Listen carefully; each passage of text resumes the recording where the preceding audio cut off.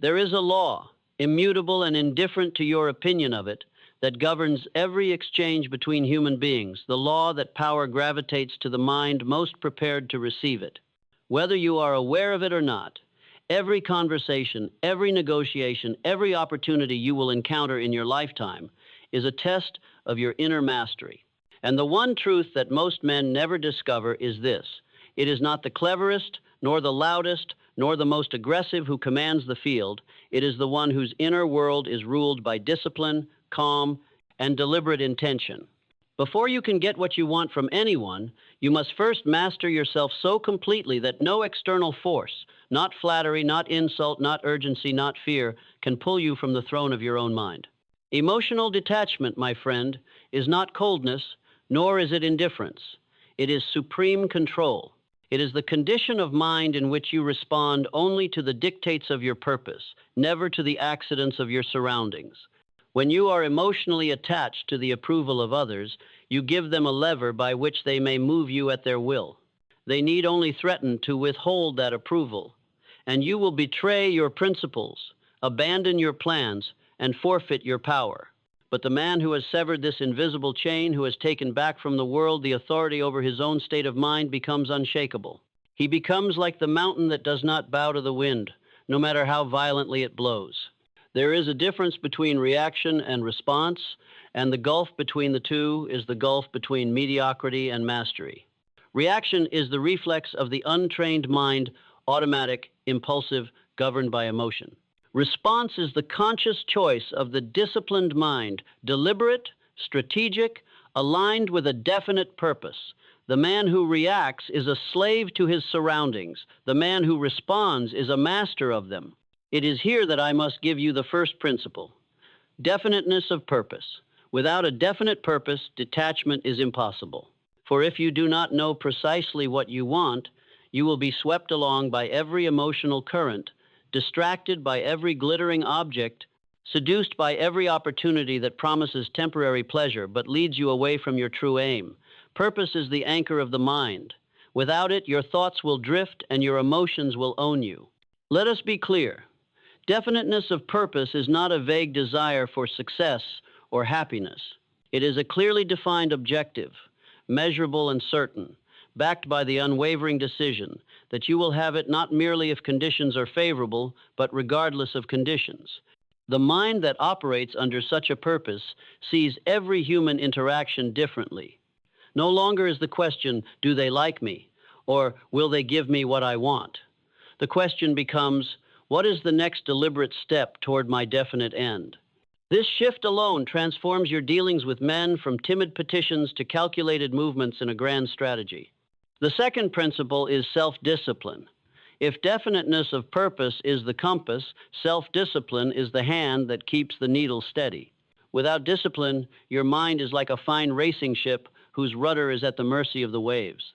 Emotional discipline is the highest form of self-discipline because it governs the very impulses that dictate your behavior. Consider this: every person you meet is unconsciously evaluating you, not by the words you speak alone, but by the subtle signals of your composure. They measure you by the steadiness of your tone, the pace of your speech, the depth of your gaze. A man in command of himself radiates an aura of inevitability, as if the outcome is already in his favor, as if events are merely unfolding according to a script he has already written. This is not arrogance. It is the natural consequence of knowing that your reactions are under your control, and that no man can pull you from your mental fortress without your consent. When you master this, others feel it instinctively. They sense the weight of your presence. They may not be able to name it, but they will bend to it. They will defer to your pace, adopt your frame of reference, and unconsciously align with your reality. This, my friend, is the unspoken art of getting what you want from anyone you cause them to enter your world rather than competing for space in theirs. But I must give you the third principle, without which the first two collapse: accurate thinking. Detachment and discipline are wasted if they are built upon false premises. Accurate thinking demands that you separate facts from opinions, truth from rumor, cause from effect. The majority of people you will encounter are governed not by truth but by perception, by the echo of ideas they have never examined. If you too operate on such illusions, you will be manipulated as easily as they are. But if you train your mind to demand evidence, to question assumptions, to see things as they are rather than as you wish them to be, you will stand among the rare few who cannot be deceived. Remember this axiom: he who controls the premises controls the conclusion. When you let others define the terms of discussion, you have already surrendered the outcome. But when your thinking is accurate, you have the power to reframe any situation to align with your definite purpose. This is not deception. It is mastery over the lens through which reality is viewed.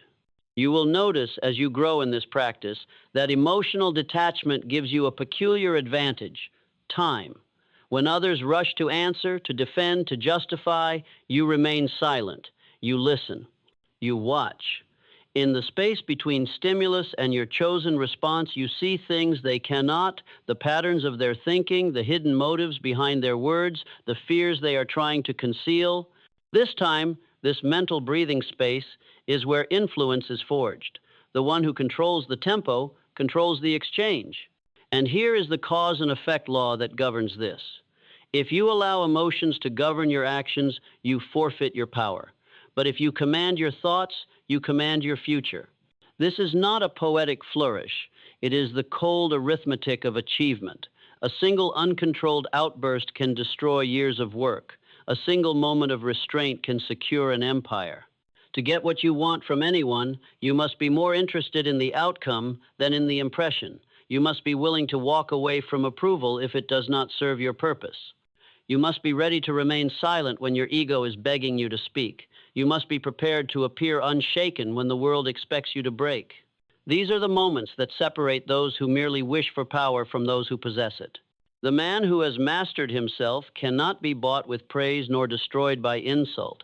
He can be neither seduced by flattery nor provoked by criticism. And because no one can predict his reactions, no one can control him. This unpredictability, when anchored in purpose, makes him formidable.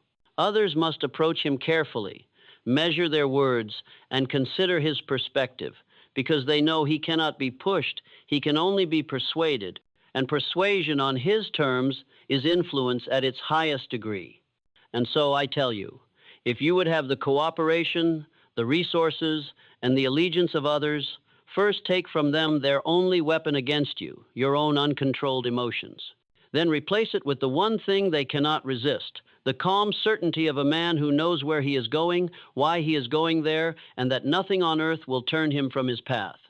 The law of mental neutrality is the first of these. Understand this well. The mind in its natural, undisciplined state is biased toward immediate judgment. The untrained mind hears a statement and rushes to agree or to disagree, to take offense or to take pleasure without ever asking, does this serve my definite purpose? The man who has not mastered neutrality is like a gambler who plays every card that touches his hand, quick to act, quick to lose. Neutrality, in the sense that I use the word, does not mean passivity. It is not the absence of opinion, but the suspension of opinion until the facts have been weighed, the motives examined, and the consequences measured. It is the deliberate choice to neither commit nor oppose until your intellect, not your emotion, commands the decision. Why is this essential to getting what you want from anyone? Because the moment you declare your emotional position, you give the other person leverage. If they know what angers you, they can provoke you. If they know what excites you, they can tempt you. But when you maintain neutrality, when your countenance gives no hint of immediate allegiance or rejection, you compel them to reveal themselves more fully. In their eagerness to sway you, they disclose their true desires, their hidden fears, and the limits of their knowledge. A neutral mind listens longer, speaks less, and learns more. And knowledge, in the right hands, is a weapon far deadlier than argument. A man may win a point in debate, but the man who listens until he sees the full shape of his opponent's thoughts wins the war. To practice mental neutrality is to cultivate the habit of being unhurried in judgment. When a proposal is laid before you, hold it in your mind without committing to a stance. Examine it from every angle, not only for its immediate gain, but for its ultimate cost. Ask yourself, if I accept this, how does it serve my definite purpose? If I reject it, what doors will I close? If I remain silent, what further will be revealed. The great Napoleon Hill once wrote, "Deliberation is the father of decision. The undisciplined man decides too soon and regrets too long. The disciplined man delays decision until every relevant truth has come to light, and then he moves with the force of certainty." From the law of neutrality flows the power of calmness. This is no mere temperament. It is an active force, an instrument of influence as precise as the craftsman's chisel. Understand this. Calmness is not the absence of energy, but the mastery of energy. It is the ability to hold the full intensity of your power without letting it spill into disorder. When two men of equal intellect and resources meet in opposition, the one who remains calm will always prevail. The calm mind sees more clearly, calculates more accurately, and communicates with greater authority. Calmness slows the tempo of interaction, forcing others to adjust to your pace. When you control the pace, you control the frame. When you control the frame, you control the outcome. You will find as you cultivate calmness that it has a peculiar effect on others. It unnerves them. In an age where men are addicted to urgency, the one who remains composed appears to possess a secret advantage. Others wonder, why is he not worried? What does he know that I do not? This uncertainty causes them to overextend themselves, to reveal information they would otherwise guard, and to make concessions in an attempt to draw you out. There is a profound truth in this. Silence and stillness are often more persuasive than argument. The merchant who fills the air with words betrays his need. The buyer who listens in silence controls the price. The leader who speaks only when necessary has followers who hang on his every word. The negotiator who remains calm in the face of provocation dictates the terms without ever raising his voice. But calmness cannot be an act. It must be genuine. You cannot feign it under pressure unless you have first mastered your inner world. This mastery is achieved through the principle of thought first, the unbreakable rule that nothing is spoken, nothing is acted upon, until it has been processed, weighed, and aligned with your definite purpose. Every rash word, every impulsive action, every ill-considered concession begins as an unfiltered thought. The mind, like a gate, must have a keeper. That keeper is your deliberate awareness, trained to ask, before thought becomes action, does this serve my purpose, or is it merely the urge of the moment? The masses live in reverse. They speak first, act second, and think last. And because their thinking comes too late, it comes in the form of regret. The man of mastery reverses the order. He thinks first, then acts, then speaks, if speaking serves the action. Such a man rarely apologizes, for he rarely acts against himself. The principle of thought first protects you from being baited into emotional traps. There will be those who, intentionally or not, will seek to provoke you through insult, through flattery, through false urgency. If you allow them to dictate the pace of your response, you surrender the advantage. But when you pause, when you make it clear by your very presence that no force outside your mind can command your reaction, you shift the balance of power. And here is the cause and effect truth of this principle. The man who speaks from impulse serves the design of others. The man who speaks from deliberate thought compels others to serve his design. As you apply these principles, mental neutrality, calmness, and thought, first you will find a strange thing happening. People will begin to seek your approval, to court your favor, to adjust themselves to you. They will feel, perhaps without understanding why, that you are a fixed point in a chaotic world, and that alignment with you is to their advantage. This is the silent magnetism of mastery. It is not achieved by force, but by the absence of weakness. It is not won by demanding respect, but by being unshakable in the face of all that would make lesser men tremble. And I tell you now, if you would get what you want from anyone, begin here. Take hold of your mind as a general takes hold of his army. Train it, discipline it, command it without compromise. For once your inner world is yours alone, the outer world will yield to it. The strategic use of silence is a weapon so rarely mastered that most who hear of it dismiss it as too simple to be powerful. They are wrong. Silence, when wielded by a mind of discipline and purpose, is among the most decisive forces in human interaction. The ordinary man speaks to fill the air, to prove his knowledge, to ease his own discomfort. The master understands that the man who controls the air controls the outcome. Silence has a dual power. First, it compels others to reveal themselves. Man is a creature impatient with the void. When silence falls, the untrained mind rushes to fill it, often with information that should have been guarded, often with concessions that were not yet demanded. Second, silence creates the perception of weight and thoughtfulness. When you remain quiet while others clamor, they assume you are calculating, judging, or seeing what they cannot. This alone shifts the balance of negotiation. In your dealings with men, cultivate the habit of speaking less than you know. Let the other man explain himself fully. Let him outline his desires, his fears, his motives before you reveal your own position. In this way, you draw from him the map of his mind before you commit a single step in yours. The great advantage here is that silence cannot be attacked. Words may be twisted, arguments countered, positions undermined, but silence is impregnable. Your adversary cannot refute what you have not said, nor can he predict the course you will take if you have given him no trail to follow. In silence, you retain the element of surprise, and in any contest, surprise is the force multiplier. The man who reveals himself too early forfeits his ability to maneuver. The man who speaks only when the field is fully visible to him is always moving from a position of advantage. But silence must not be confused with absence. This brings us to the principle of controlled presence. To get what you want from anyone, you must master not only what you say and when you say it, but how you exist in the space between words. Controlled presence is the art of influencing without overt display. It is the balance between being seen enough to be considered, but not so much as to become predictable. You do not throw yourself into every scene. You appear when your appearance matters, and you withdraw when your absence will cause them to feel your value more acutely. Consider the rhythm of a master strategist. He does not engage in every skirmish. He chooses the battles that matter and wins them decisively. In human affairs, your presence should be the same. If you are constantly available, your presence loses weight. If you are rare but decisive, each appearance becomes an event. Others will watch for your reactions, measure themselves by your responses, and adjust their behavior in anticipation of your approval or disapproval. Controlled presence is built on two forces, timing and restraint. Timing ensures you arrive at the moment of maximum impact.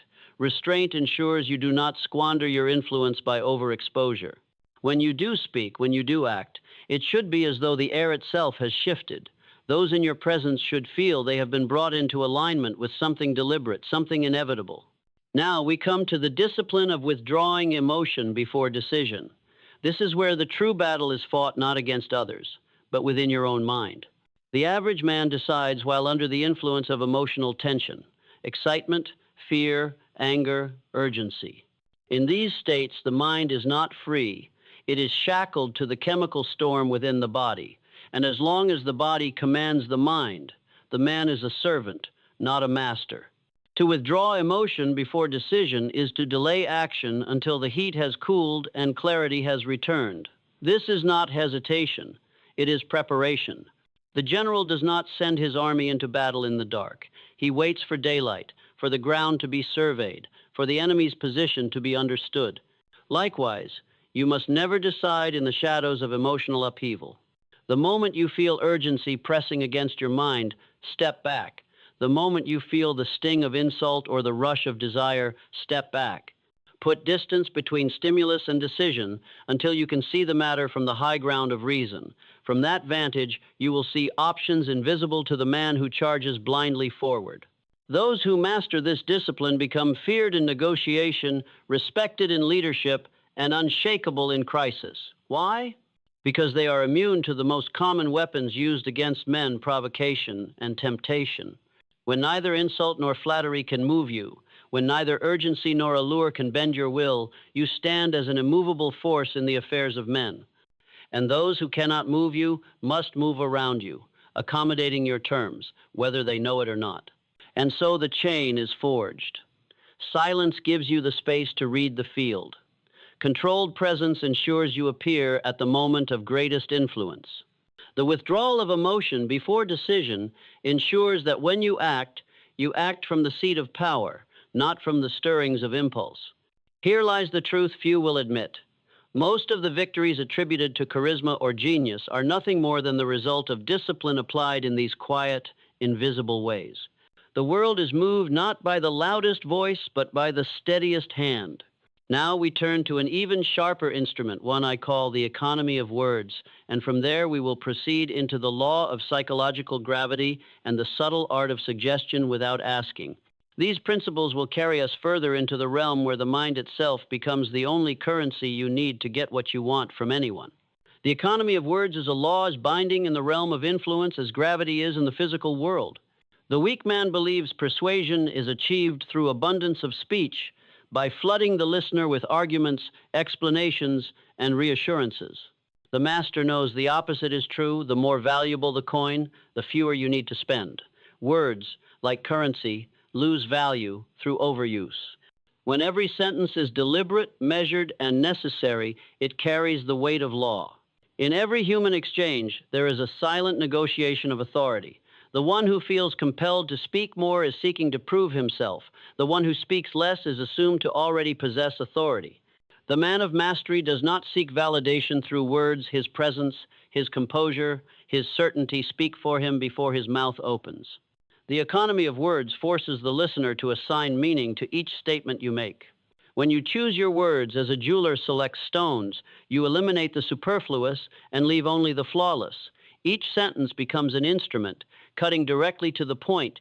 This discipline does not merely conserve energy, it magnifies it. A few words from the disciplined mind can shake a man more than hours of speech from the undisciplined. You will see this principle most vividly in high-stakes negotiation. The novice argues his position as though volume and repetition will create conviction. The master states his position once, clearly, with precision, and then waits. The silence that follows forces the other party to grapple with the statement, to test it in their own mind, and in doing so, they become engaged in the mental labor of persuading themselves. This leads naturally to the law of psychological gravity. Every mind exerts a pull on the minds around it. The strength of that pull depends on the density of conviction within the mind. A scattered, conflicted, or emotionally reactive mind has no gravity. Its influence is weak, and it must constantly chase the attention and favor of others. A focused, disciplined, and self-contained mind develops immense gravity. People feel drawn to it without knowing why. Your gravity increases with every act of self-mastery. Each time you refuse to be provoked, you add weight. Each time you hold silence instead of rushing to speak, you add weight. Each time you act with deliberate thought rather than impulse, you add weight. Over time, your presence begins to bend the space around you. Others feel it. They find themselves adjusting their pace, their tone, their behavior to match yours. This is no accident. It is the invisible influence of psychological gravity. When your mind is fixed with certainty upon a definite purpose, when your demeanor reflects that nothing external can disturb your inner command, others experience a subtle shift in orientation. They begin to move around you as though you are the fixed point and they are in orbit. Once you possess gravity, you no longer chase, you attract. You no longer plead, you position. The pull of your certainty is stronger than any push of argument. People will give, agree, concede, and align, often without fully understanding why, because the human mind is wired to follow stability. The storm seeks the mountain, the uncertain seek the certain. Now we enter the most refined instrument of all, the subtle art of suggestion without asking. This is the ability to direct another's thoughts and decisions so that they feel the choice was entirely their own. The amateur asks directly, hoping for compliance. The master plants the seed so skillfully that the other man waters it himself, believing it was his seed all along. This art begins with observation. You must understand the other's values, fears, desires, and self-image better than they do.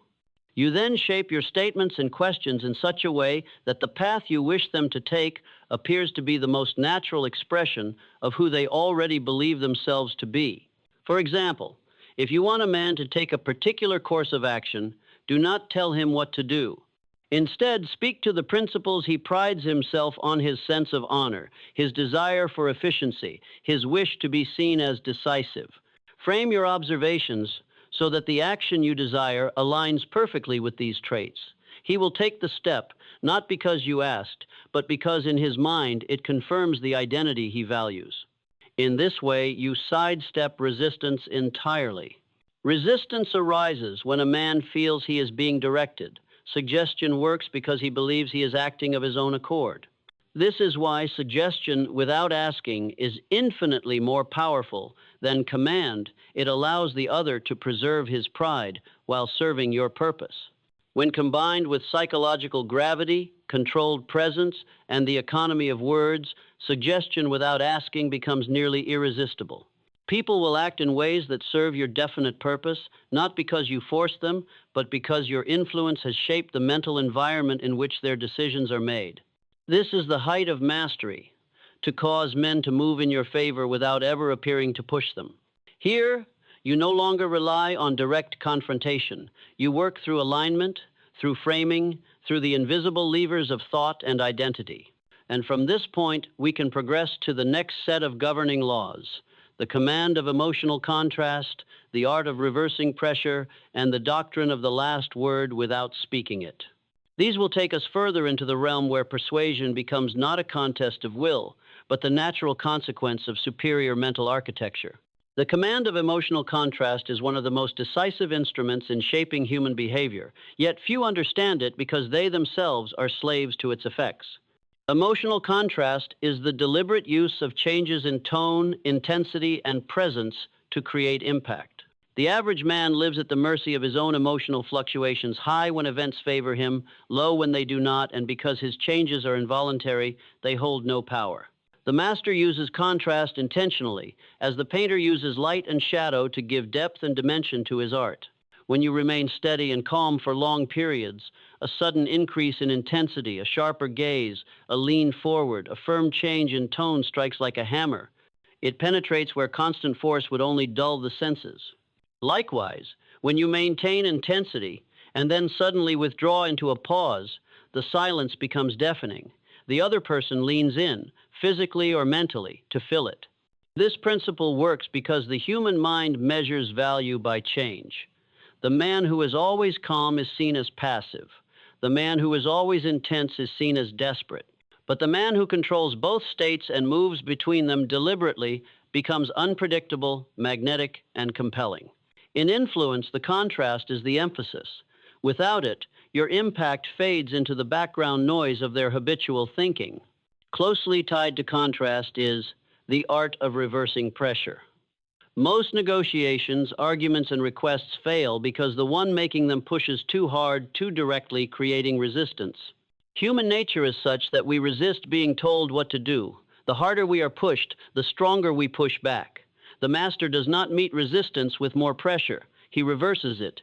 Reversing pressure means stepping back when others expect you to push. It means removing urgency when they anticipate demand. This shift creates confusion in the opponent's defense. They prepared for an attack, not for the sudden vacuum of it. In that vacuum, they feel the weight of their own position. They begin to justify themselves, to overexplore their reasoning, to make concessions preemptively in order to regain balance. You can see this most clearly when someone expects you to argue and you instead agree with part of their position, or when they expect you to insist and you instead say, "Perhaps it is not the right time. We can revisit this later." This deflates their emotional posture, drops their guard, and often draws them toward your position voluntarily, simply because you removed the push that kept them anchored to the opposite side. Reversing pressure requires discipline, for it goes against the instinct to assert control directly. But it works because it transforms the interaction from a contest into a self-persuasion process for the other party. When they are no longer resisting you, they begin to align with you. From here, we move to one of the most advanced tools in human influence, the doctrine of the last word without speaking it. This is the practice of ending interactions in such a way that the final thought, the final weight, remains in your favor even if the last literal word was not yours. The undisciplined seek to win the last word, to have their statement linger in the air as the definitive close. The master understands that the last word is not the last sound, but the last impression. You can allow another to speak last in a literal sense while ensuring that their words are hollow against the gravity of the frame you have already set. How is this done? By establishing your frame early, reinforcing it subtly throughout, and then withdrawing without closing the circle entirely. You leave a question unanswered, a possibility open, a thought incomplete, something that compels the other mind to keep working on your terms even after the exchange ends. In this way, you control the mental aftertaste of the interaction. Hours later, even days later, they are still turning over what you implied, still considering what you left unsaid, still evaluating themselves by the standard you set. This is influence that extends beyond the moment, quietly shaping future behavior, without the need for repeated assertion. By combining emotional contrast, reversed pressure, and the unspoken last word, you move beyond persuasion as a contest and into persuasion as inevitability. You cease to fight for agreement. You cause it to grow in the other's mind until they believe it was their own all along. From here, the next stage is the discipline of the invisible win, the principle of deferred gratification in influence, and the architecture of unassailable position, each of which transforms your mastery from momentary victories into lasting, compounding power. The discipline of the invisible win is a principle only the highest minds in influence ever learn, for it demands a complete renunciation of the shallow desire for immediate recognition. The average man seeks visible victories, applause, acknowledgement, the satisfaction of being declared right in the eyes of others. But such victories are brittle. They feed the ego but starve the strategy. The invisible win, by contrast, is a result achieved without drawing attention to the fact that it was your will that caused it. An invisible win might be a shift in someone's thinking that unfolds over weeks, a decision they believe they made entirely on their own, an alignment of events that benefits you without your hand ever appearing to touch them. The discipline here is to restrain the impulse to claim credit, to let others keep their illusions while you keep the result. Why is this so powerful? Because it leaves no resistance in its wake. When you claim a visible victory, the other party knows they have been influenced and may resist you in the future. When you win invisibly, their pride remains intact, and they will often seek you out again, unaware that they are placing themselves repeatedly within your sphere of influence. The invisible win compounds over time. Each unclaimed victory becomes a thread in a web of quiet power, binding people to you without their conscious awareness. They trust you more, consult you more, follow your suggestions more readily, because they believe they are acting from their own free will. This, my friend, is influence at its purest. From here, we step into the principle of deferred gratification in influence. The impatient man tries to force the outcome now. He pushes, he insists, he seeks to close the deal, secure the commitment, win the favor, and in his haste he often pays too much or reveals too much. The master knows that influence is like planting. The seed must be sown, the ground prepared, the conditions cultivated, and only then, in its own season, will the harvest come. Deferred gratification in influence means you are willing to walk away from a partial victory today in order to secure a complete and enduring victory tomorrow. It means that you are not seduced by the bait of short-term gain at the expense of long-term position. There will be moments when you could press harder, when you could win the point now, but at the cost of trust, rapport, or the illusion of autonomy in the other. In those moments, you must step back and let time do the work. Let them believe the decision was theirs. Let them carry your idea into their own mind until it becomes part of their thinking. When they return to you ready to move, you will have the victory and the loyalty. This principle demands patience, but it gives you something far greater than immediate wins. It gives you the ability to shape the long game. And in the long game, the one who can wait longest and move last holds the greatest advantage. Which brings us to the architecture of unassailable position.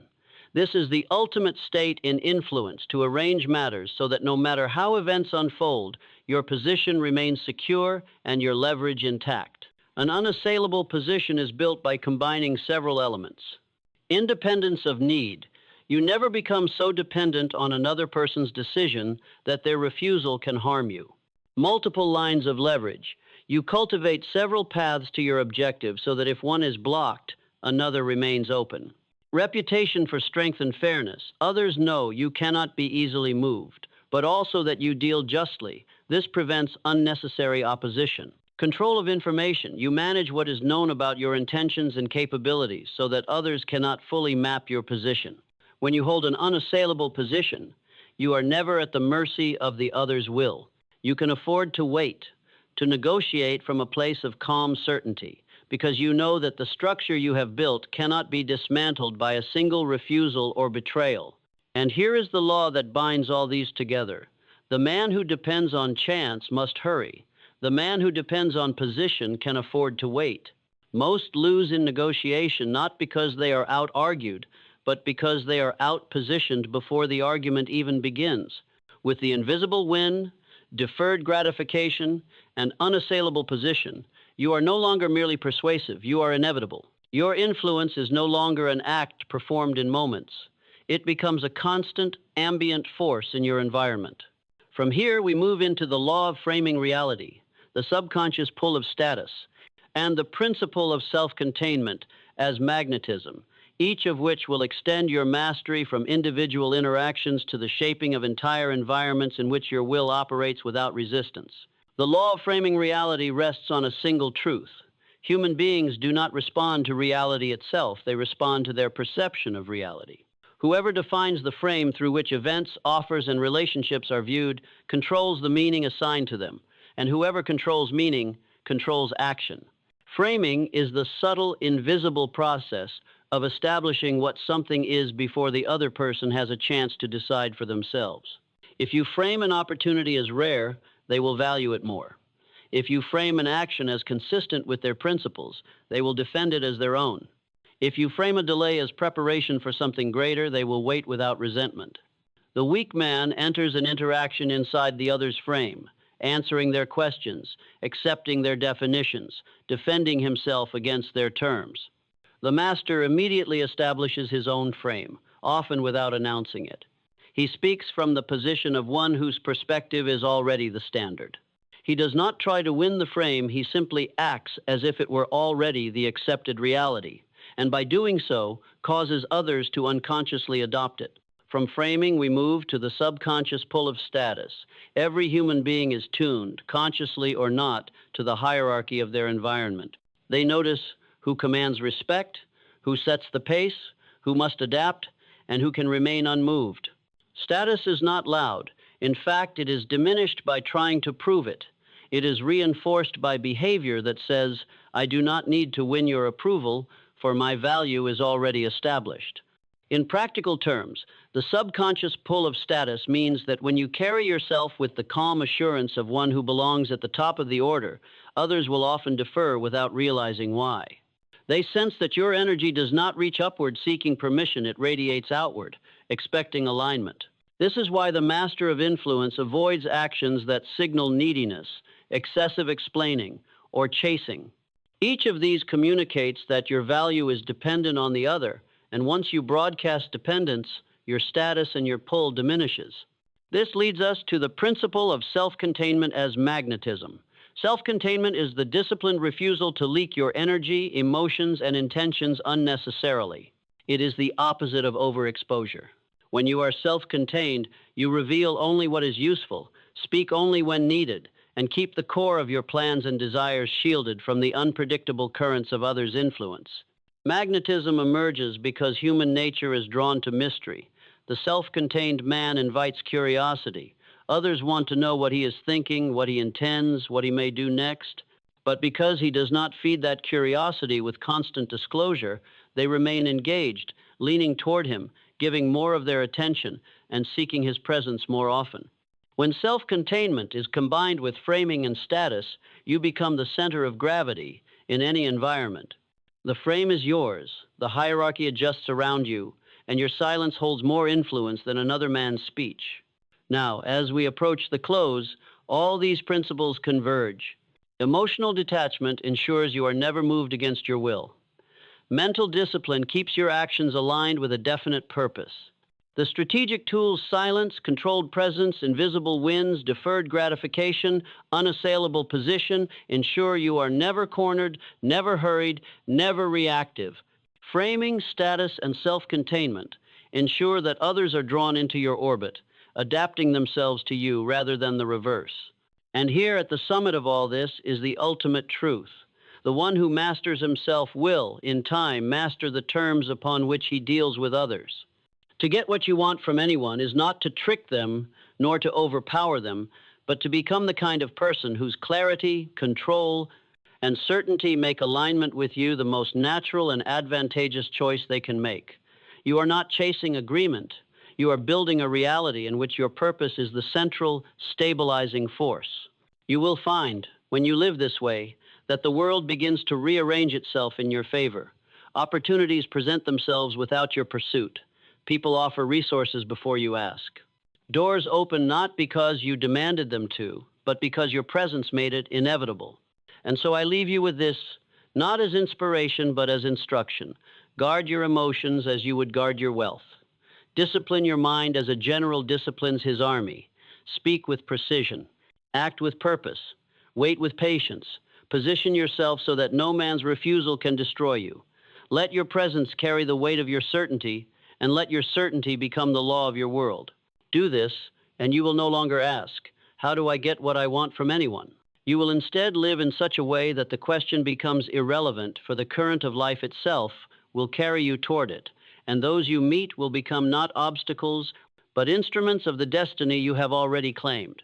Remember this above all else: you cannot command the minds of others until you have conquered your own. The man who cannot rule his temper will be ruled by those who can provoke it. The man who cannot govern his desires will be governed by those who can tempt them. The man who cannot still his fears will be steered by those who can stir them. But the man who is unprovoked, untempted, and unshaken is beyond the reach of all lesser forces. He becomes the rarest of all beings, one who moves not with the tides of circumstance, but with the deliberate course of his own will. His presence is not an argument, it is a verdict. His words are not requests, they are laws in the minds of those who hear them. His life is not a gamble, it is an execution of a plan so certain that the world itself bends to accommodate it.